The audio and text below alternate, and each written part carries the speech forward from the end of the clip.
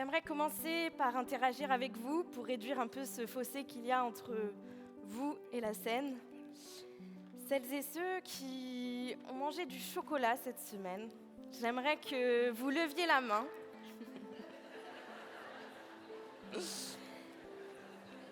La team chocolat, gardez la main levée. Celles et ceux qui ont mangé du fromage cette semaine, vous pouvez lever les deux mains si vous voulez et gardez-la levée. Et puis celles et ceux qui ont mangé des carottes cette semaine, levez la main et gardez-la levée. J'aimerais qu'on prenne quelques instants pour regarder autour de soi toutes ces mains levées, oser croiser le regard des autres. On est plus de 500 personnes différentes ce soir dans cette salle et pourtant, on a tous un point commun, celui de manger. Et si je vous disais que la cuisine, c'était bien plus qu'un simple repas, qu'avant d'être une technique ou un savoir-faire, la cuisine, c'était un moyen d'exprimer quelque chose à l'autre. Pourtant, ce soir, face à vous, je ne vais pas cuisiner. Je vais faire quelque chose de beaucoup plus difficile pour moi, m'exprimer avec des mots, là où d'habitude, je mets des plats. Et j'aimerais vous partager 3 choses que la cuisine m'a appris. La cuisine m'a appris à entrer en relation. Par son caractère universel, la cuisine est un langage à part entière, qui transmet des émotions, des intentions, des valeurs, et ce, même lorsqu'on ne parle pas la même langue. Coporteuse du Refugee Food Festival depuis maintenant 3 ans, j'aimerais vous parler de cette association qui utilise la cuisine comme un langage universel pour insérer les réfugiés par la cuisine, rassembler autour de la table, changer le regard des gens sur les réfugiés. Derrière ce festival, il y a des bénévoles qui s'impliquent, il y a des restaurateurs qui donnent de leur temps, il y a des structures accompagnantes qui nous orientent des réfugiés qui ont une appétence pour la cuisine ou le rêve d'ouvrir un restaurant. Le principe est simple. On met en relation un réfugié avec un restaurateur ou une restauratrice rennaise et ensemble, ils vont concocter un menu fusion qui sera ensuite dégusté par les clients du restaurant pendant une semaine au mois de juin. Il y a des prénoms, Murtaza, Batoul, Dania, Raimi. Il y a aussi des rencontres.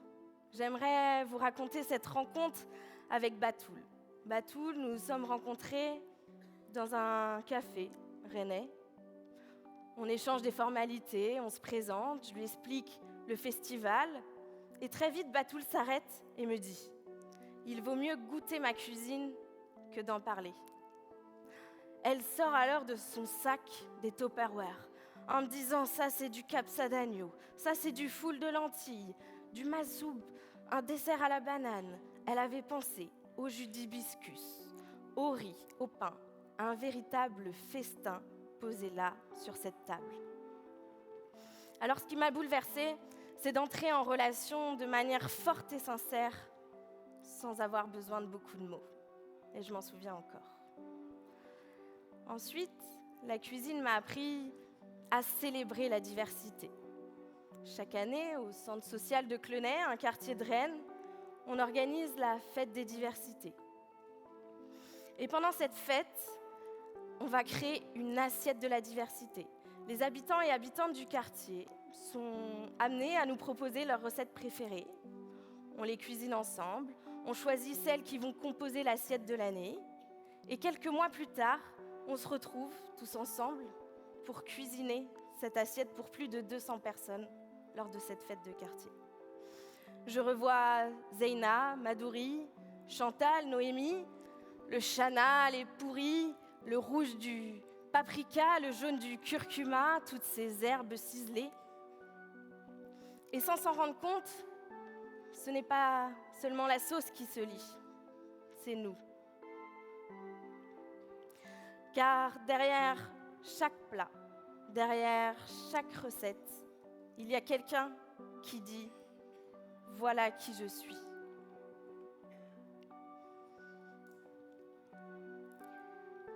Un petit verre d'eau.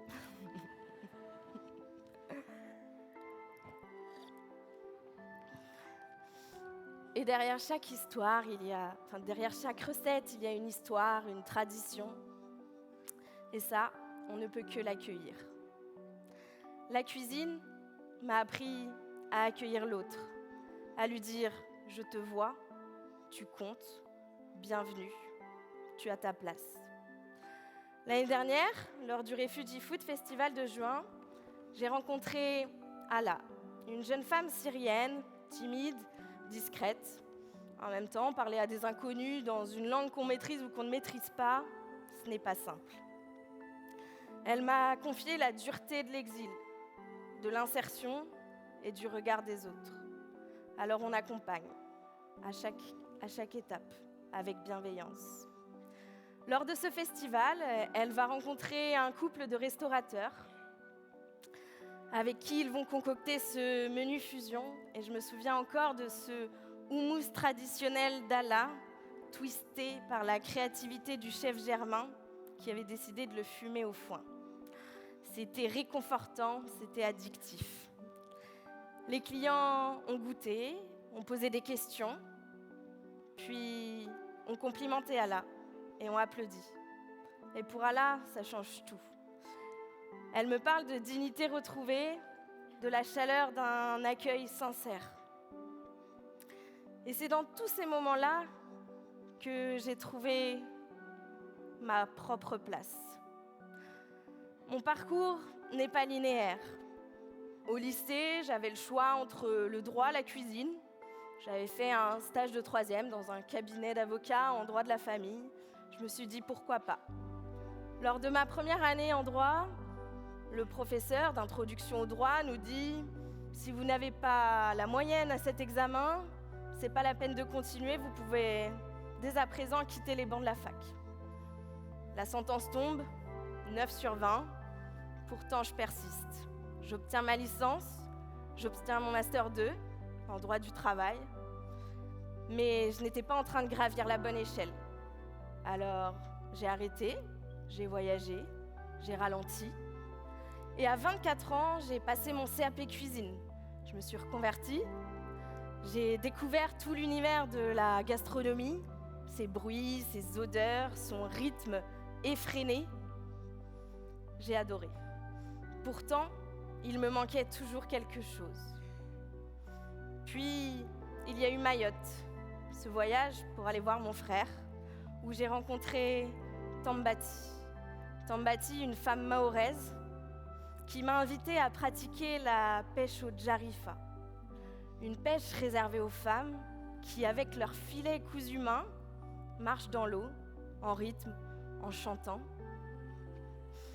Une fois qu'elles ont pêché assez de poissons, elles le préparent ensemble, tout en rigolant, en discutant, puis le mangent ensemble. J'ai compris la puissance du faire avec, de cette relation qui naît lorsqu'on cuisine côte à côte.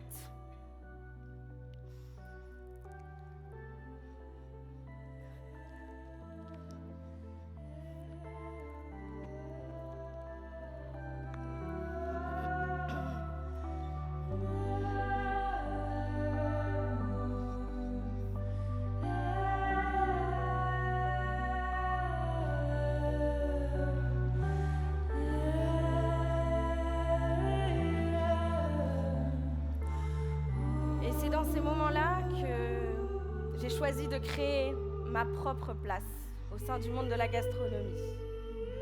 J'ai créé ma propre entreprise qui s'appelle Cuisine Positive et l'idée est de cuisiner avec vous et non pour vous.